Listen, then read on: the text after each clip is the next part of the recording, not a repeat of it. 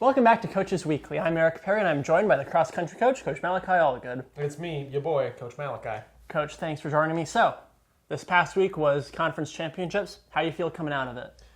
I feel really good. I was prepping the team early on, telling them that it was not an expectation to PR. It was not an expectation to have any new personal bests. The expectation was to have a good run. And leading up until the race itself, in the pre-race huddle, I was explaining to them that really the only thing that separated them from having a great run was every moment between right that second to when the gun went off. And they shone in those moments afterwards. I feel like the team ran well as a whole. Structurally, they were good races. We ended up about where I thought we were going to, conference-wise. And I think it sets a good precedent moving into next weekend, but then also moving into track beyond that. Okay. And then out of men's and women's, the runner that performed the best was Ariel Martinez. She had a top 30 time. Is it kind of bittersweet for you knowing that her cross-country career is coming to an end next week? Yeah, maybe more for me than for her. I asked her. I was like, hey, does it feel real yet? She went, yeah, no. And I was like, oh, okay, cool. Her and I have had a lot of candid conversations about, her journey coming to an end and kind of what that means to her. And so I know I value very deeply what she's given to the program, and all the younger girls do as well. I think she's kind of decided that it's not going to hit her a little bit more until May when track finishes too. Gotcha. Just because there's not a whole lot of downtime between seasons for them to sit down and kind of recollect everything that happens. It kind of just feels like one extended competition cycle for them throughout the academic year. Gotcha. And so next Saturday is regionals. After that, what's the length between that and the first track practice? So the first official track practice after November 16th will be on Monday, December 2nd. Okay. I like to give them that week off of practice following regionals, and then I'd be wasting my time trying to get them to get together for practice the 2 days we have school, Thanksgiving week. And so I'll give them a regimen to kind of stick to after they've rested for 4 or 5 days.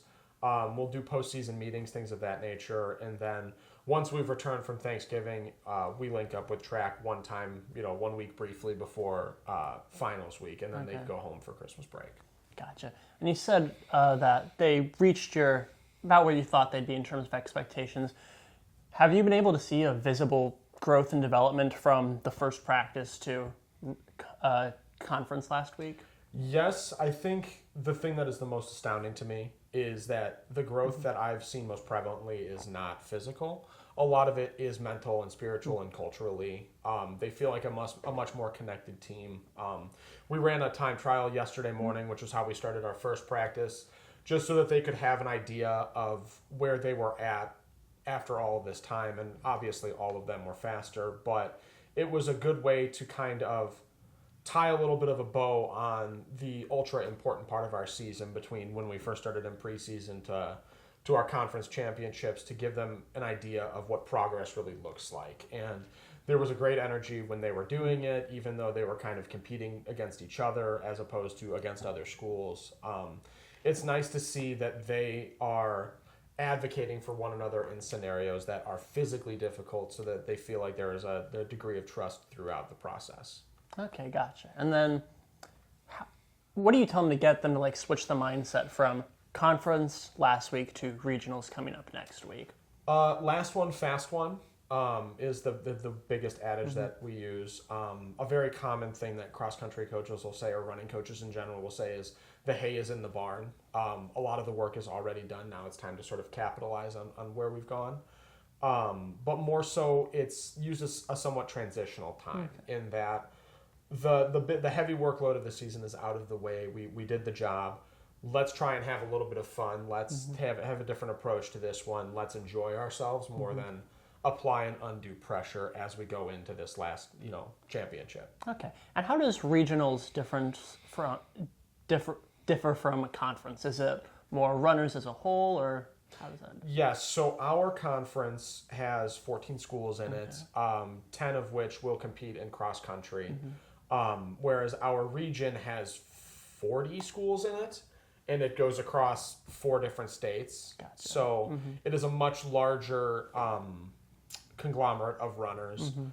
There are entry limits for regionals as well. So some of the runners that ran a conference are now done for the remainder of the cross-country season. It is while we are in our postseason with conference and regionals, it is what is considered a stepping stone. It's the running variation of a conference tournament. I would say. Gotcha. Okay. Gotcha. All right. Well, I think that's all I have for you this week. Oh, I hate that for me. I hate it too. So this was, once again, Coach Malachi Allgood. I've been Eric Perry, and we'll see you next time.